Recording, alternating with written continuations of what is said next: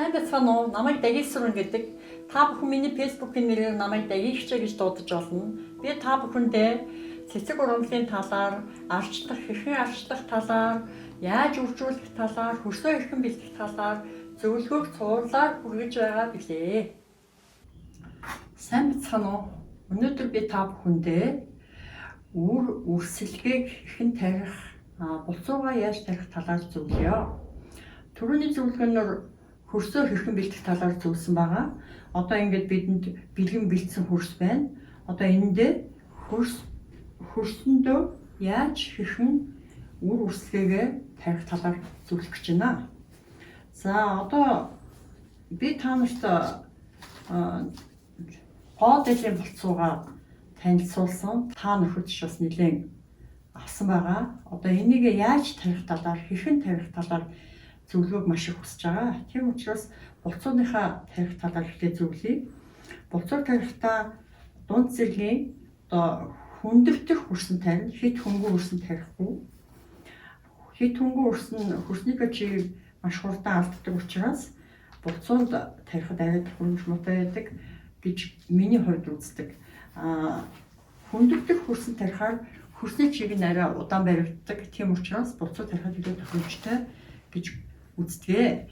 За ингээд савнда хөрсөө хийлээ. Одоо булцуугаа энэ дээрээ байрлуулна. Одоо ингээд жаахан баг зэрэг суулгаж өглөө. За ингээд энэ маань соёолцсон ийм хөөрхөн гоодэлийн булцуу байна. Гоодэйл гэдгийг мэднэ. Гоо үзэсгэлэн эрч хүчийг бэлгэлдэг цэцэг байгаа. Хүүхнүүдэд тэр дундаа илүү их бэлгэлдэг сайхан цэцэг тийм ээ. За энэндээ одоо булцуун дээр суулгасны дараа хөрсөө нэмнэ.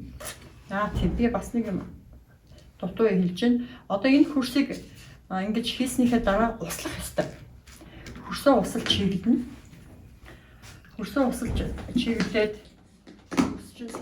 чиглэж болж байна. За хөрсөө усалж чиглэсний дараа булцуугаа тарих ёстой. Хуурай хөрсөн тарих нь ер нь тохиромжтой байдаг. Заавал хөрсөө усалж чиглэж өгөх шаардлагатай. За тэгээд одоо энэ дээр булцуугаа суулгалаа. За тэгээд хөрсөө нэмнэ.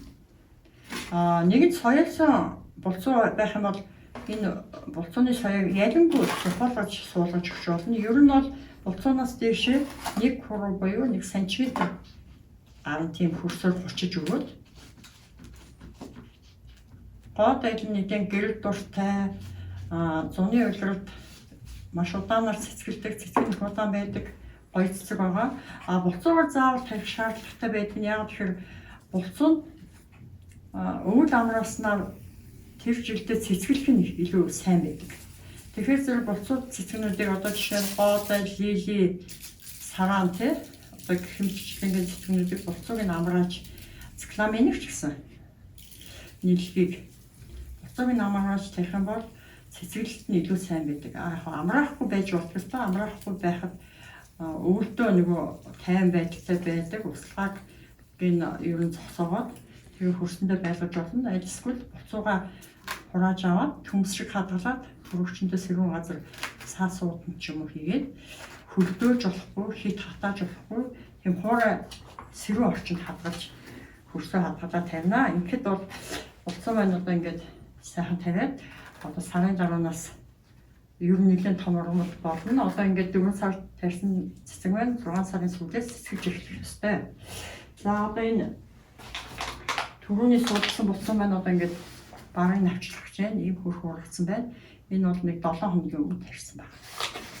За ингээд булцуу ийм хөрх ихтэй тарина. За одоо энэ түрүүний зөвлөгөөнд би ингээд мөчөр усанд хийсэн байгаа. Энэ одоо 7 хоног жаах шиг байна. Тийм ээ? 7 хонсон. Тэгэхэд одоо ингээд үндэслээд эхэлсэн байгаа. Одоо ингээд үндэс сайхан үндэс суудсан байна.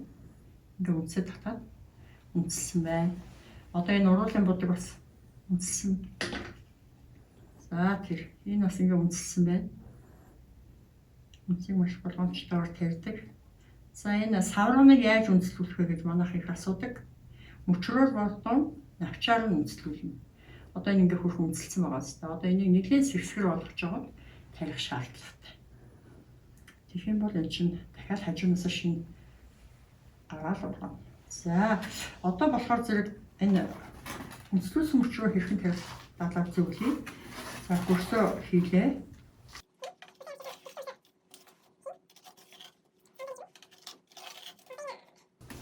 Шимтгэлтэй, халгамай гэх мэтлэн ер нь ихэнх ургамлуудыг манайх усан үндэслүүлдэг. Мөн шууд хөрсөн үндэслүүлж болно.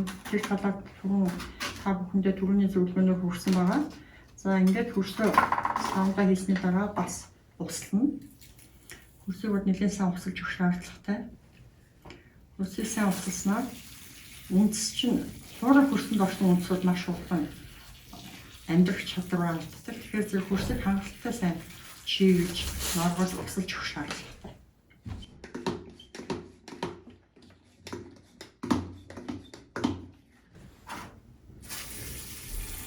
За ингээд хөрсөө сайхан усаллаа.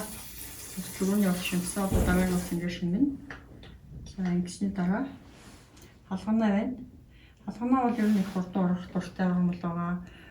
Амьдрах чадвар сайтай, гэрд маш дуртай ургамал. За энэ хоёр учрыг нэг нь тавья. Нэг нь энд байлгач. За энэ бол нэлээд үндэс татсан байна. Гэхдээ энэс сайн үндэслүүлэх илүү тохиромжтой. Гэхдээ энэ бол хөрсөнд сайн чигтэй байх юм бол ингээд цаашдаа ургаад явчихна. За ингээд хөрсөндөө хийлээ. За ингээд дараагийн зөвлөгөөний үед энийг дахиад харах юм бол нэлээд хөрхөн ургасан амьдрах чадвартай болсон байна. За ингээд үндэслүүлсэн үрсгэлгээгээ хэрхэн тавих талаар хүргэлээ. За одоо та бүхэндээ үр хэрхэн тавих талаар харуулж танилцуулъя. За энэ бол салаат навч байна. За энэ чи яншуу байна. Яншууч одоо бас хоолны ургамал тийм. Манайхан ч одоо гэртээ ургамал тарьж идэж хэрэглэх хоол хүнсэндээ юу гэж сонирхолтой байгаа шүү.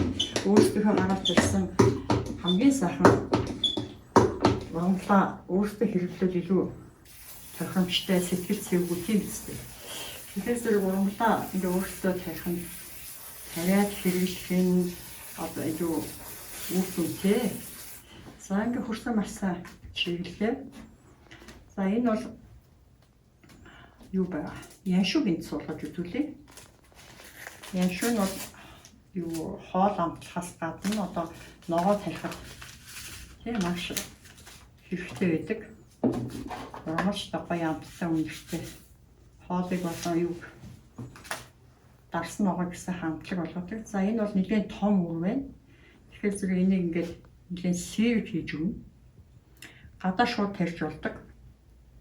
Ингээд сэрв тарина. Мандлын цэцгэрч гэсэн одоо гадаа шууд тарьдаг үрнүүдийг бас иймэрхүү маягтай тарьж болдог. Ингээд сэрв хийж өгөөд үрнүүдээс хит нэгт хийх юм бол ургамал чинь дэндүү ойрхон ургаснаас болоод үрсэлгээ чинь тойрнохгүй уралт муутай болох тэжээлэн дутагдах гэх мэтчихдээ асуудлууд гардаг. За энэ дээр одоо хөрсөөрөө хурчиж өгнө. Үрээ далд орохтой хөрсөөрөө хурчиж өгөх шаардлага.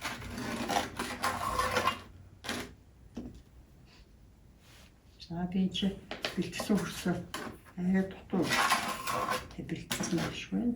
Гэхдээ энэ одоо энэ ямар ч гэсэн хөрсөдөө боллоо. За ингээд хөрсөө руу үрээ хурчиж өгсөний дараа дахин услана. За энэ ингээд 3-7 хоногийн дарааснаас соёолж эхлэх ёстой. Зарим ургамлууд тэр дундаа хүнсний ногоог бол заавал үрээ аюулгах шаардлагатай байдаг. Тасгааны цэцэг гний үрийг тарихдаа тухайн үрний ард зааврууд байдаг. Тэрийг маш сайн баримтлах хэрэгтэй. Үрээ твтэх шаардлагатай гэх мэтчлэнгээнүүдийг анхаарах хэрэгтэй байдаг. За энэ бол ингээд үр маань 3-7 хоногийн дараанаас соёолж эхэлнэ. За би та бүхэндээ бас нэг юм одоо энэ юугаар тарих талаар танилцуулъя. Салаат навчаа. За энэ бол ингээд тавцантай үрслээ дөржих зориулсан сав байна. За энд ингээд хөрснүүдийг хийгээ бэлдсэн байгаа. За энийг бас услана. Машаа амттай усчих шаардлагатай.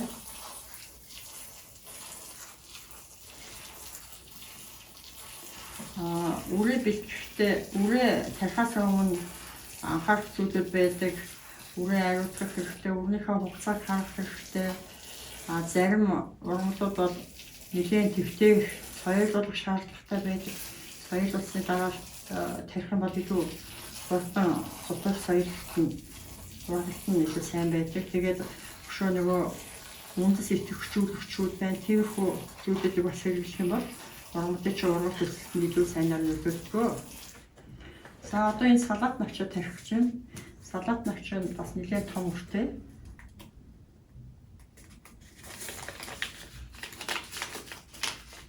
За энэ бас нэлээд том үртэй. Ийм том үртэй. За энэ бүгдийг аваад яах. За энийг болохоор зэрэг нэг одоо энэ үүрэндээ 3 ширхэг хийнэ. 3 үр хийлээ. Ингээ 3 үр хийлээ. За ингээ 3-3-аар нь яагаад хийж ийнө гэхээр зэрэг бас нөгөө зарим үрний амьдрах чадвар таарах юм байдаг тий. За тэрнээс хэрвээ 3-3-аар гарчвал салгаж болно. Салгаа суулгаж болно. Одоо энийг тариулаад ингээд соёлсны дараа том саунд тасгаанда тарих юм бол том саунд суулгаж орно. Хэрвээ хүлэмж талбай тарих юм бол шууд игнэ болгоод тарьж болно. Тэгээд салат навч бол богино настай 45 хоногийн дотор болцсон гүйцэтгэх ургамал байгаа. Тэгээд хураалтаа хийдэг. Одоо манай ахын одоо өөртөө их тарьдаг болж байна. Өөртөө одоо худалдаандаа гаргаж байна. Жилд 2-3 удаа хүлэмжний нөхцөл тарьж ураас авч байна. Гэх мэтчлэнгээр маш их өргөн дэлгэр тарьдаг болж байна. Тэгэхээр зэрэг үсгээгээ их цонхон дээрээ тариад тэрнээсээ ханчлаад идээд авах болж шүү дээ. Одоо манай нэг дүү бол цонхон дээрээ тариад тэрнээсээ хүүхдүүдтэй хичээл явахт нь хөнгөн чанарыг хоол бэлдэж өгөөл явуулцдаг. Тэгэхэд одоо эн чинь бас мөнгө хэмнэн нэгдүгээрт, хоёрдугаарт эрүүл хүнс хэрэглэнэ гэсэн үг. За одоо энийг тэгээ бас хөрснөөр хуучна. Энэ хөрснөө нэж нь хөрсөөр бас баг зэрэг хуучж өгнө.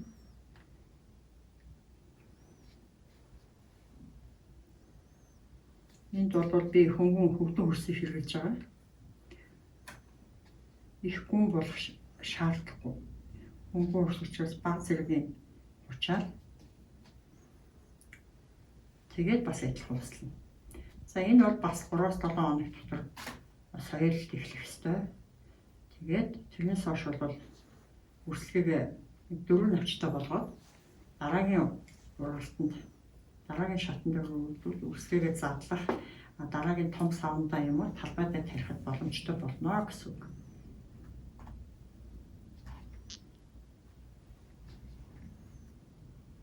Одоо үед бол ер нь хүмүүс гэртээ цонхон дээрээ хашаандаа ургамлаа өөрсдийнхөө боломжоор тарих хэрэглэх сонирхолтой болчихсон байгаа тийм. Тэгэхээр зэрэг одоо ингээд ургуулад хэрэглэх болж байна гэсэн үг ээ.